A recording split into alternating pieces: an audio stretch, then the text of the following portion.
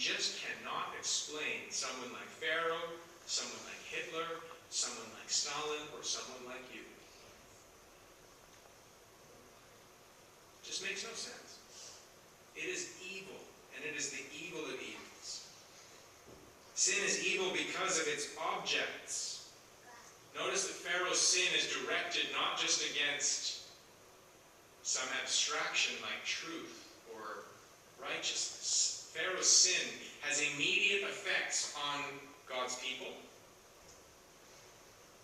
Every time Pharaoh sinned by breaking the fourth commandment, God's people were deprived of an opportunity to worship. Every time Pharaoh sinned by breaking the first commandment, his whole kingdom was sunk further into that system of idolatry that fueled the whole regime. Every time Pharaoh broke the commandment against stealing, somebody lost property that was rightfully theirs. It's good to remember that sin is not a private affair. No sin. Sometimes we talk about that in the civil sphere. That's true, that we can't make laws about what people do privately. There can be no law, for instance, against being unkind. If our country made a law about that, we should protest, because there's just no way to enforce it. Right? God's law doesn't work like that, though. Sin is not like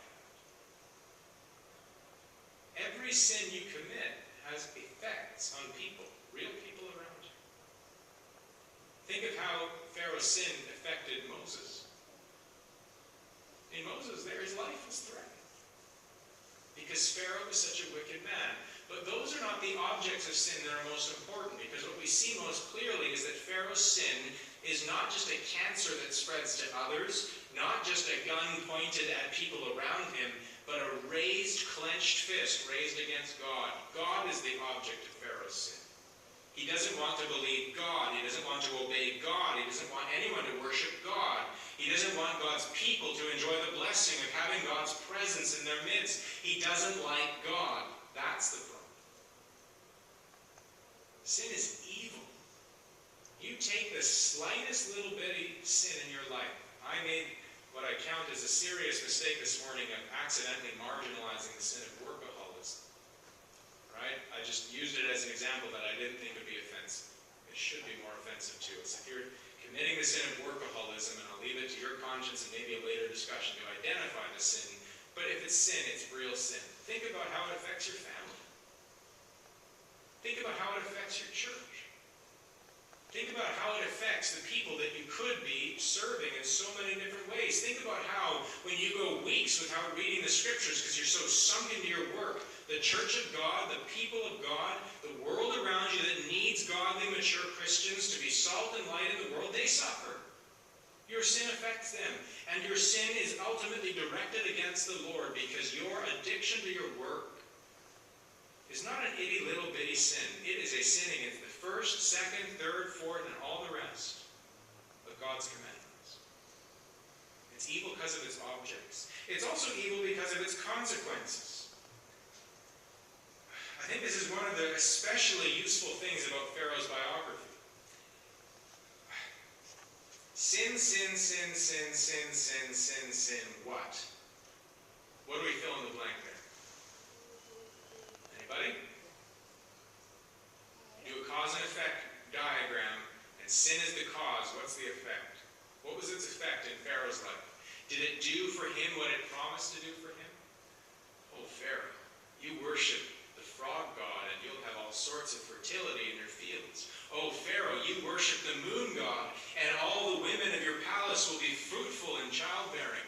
Pharaoh, you keep those slaves working day and night, 7 days a week. Your treasure cities will be built 10 times as fast. Pharaoh, you commit the sin of murder, your people will be under your heel for longer. Pharaoh, you commit the sin of covetousness, and your ambition and your drive will propel you to the top so that you'll be immortalized as a god in this world. Is that what happened? Did sin deliver on its promises? Was it sin, sin, sin, sin, sin, sin, sin, glory? Is that the next thing that happens after sin? No. Pharaoh is a living embodiment of the truth of Romans 6:23. The wages of sin is death. Death in the Nile. Death in the daytime. Death at night. Death palace, death among the nation, death in light and death in darkness. I was reading something this week about this plague of darkness. It doesn't seem that bad. Power outage, right? Darkness for a while. Can you imagine, even in our electrified world, how terrifying it would be to have thick black darkness right in the middle of the day for 3 days? I mean, that's the stuff that apocalyptic science fiction is made. There'd be panic. It is not at all, I think, possible to imagine Pharaoh sitting there in the darkness being so glad for the nice break. This means no one working, no one going about their daily business, everyone sitting cowering in fear of death. Because especially in an ancient context like that, death and darkness were not possible to be separated. Death. And that's one of the most important things for us to meditate on about sin, isn't it? What will sin do for you? What will your greed do for you? Will it bring you the joy and prosperity it promises? I often thought about this working in the financial industry, my little job in the financial industry. When I say it that way, it makes me feel important because it makes me sound like I was some sort of big shot stock trader. I answered the phone. That's all I had. But I had the marketing all around me and had the brochures on my desk to help people understand this and that and the other thing, right? Because, of course, I was one of those guys you call up and I just had no clue, right? So I needed a lot of resources on my desk. But something you notice about all that material is basically this premise. Work hard, earn a lot, save a little, enjoy your life, and then there's no page after that, right? There's retirement, and there's estate planning, and then there's this missing page. Death. It's this thing we just don't want to talk about. It's weird. I actually met with a financial advisor here who was unusually candid about it. He said he had asked his company not to print the brochure this way, but it was this thing with all the different pages about all the different steps in financial planning. It's quite a good brochure in lots of ways. But one of the funny things about it was that estate planning was on the page about unexpected events. See the problem? Is it at all unexpected that you should have an estate one day? No, it's absolutely 100% certain. And he said, I told them that really shouldn't be on the unexpected events page. That's on the absolute certainties page. You are going to die. So please don't adopt the view of sin that's peddled in entertainment, in politics, in your newspapers. Politician says something scandalous. Everybody morally outraged because we never imagined that there's any sin anywhere in the world other than this one person.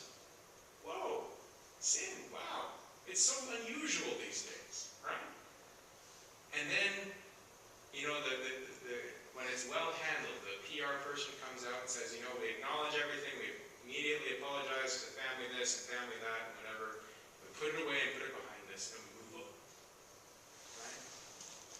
If that's all that sin is to you, you need to stop and look hard at Pharaoh, because to Pharaoh, sin was what Paul said it was. The next time you're tempted to some sin, I hope that cold, hard look, not just at the bait, but at the hook it hides, is motive to you to pursue holiness. Pharaoh shows us that sin is evil because it's really a form of insanity. I think that's one of the most just tragic things about Pharaoh. Here he is, the most powerful man in the world, reduced to a quivering, helpless wretch, cowering in the darkness, hurling empty threats at Moses, God's servant. He had everything, and his pursuit of everything robbed him of everything. He wanted life, and he could have had it had he only humbled himself, but he clung to death. He wanted joy, and he could have had it, but he would rather have death his terms than joy on God's terms. You see that over and over again. Okay, I'll obey, but here's my condition. Only the men go. Okay, I'll obey, but here's my condition. You leave the herds behind. It's a mystery, isn't it? It's an insanity. That when you are seriously offered the possibility and promise of blessing, you would rather have death and cursing, if only it means you won't give up your precious, precious world where you're God and God's your servant. It's a form of insanity. Someone notes here the difference, one commentator notes the difference between when Joseph was received gladly by Pharaoh. Egypt was full of food. And now that God's purposes have advanced and Pharaoh has resisted them every step of the way, the presence of the Hebrews in the land, the presence of Moses in the land, has brought a new famine. No food to be found after a plague like hail and a plague like locusts. All the blessing of Joseph's presence is undone by the hard-hearted, unrepentant, sin-loving spirit of Pharaoh. It's insanity to sin. It really is. And then isn't it a marvel? It's one of the amazing things about the passage we're going to move to next, that God delivers his people not just from political oppression, but from sin.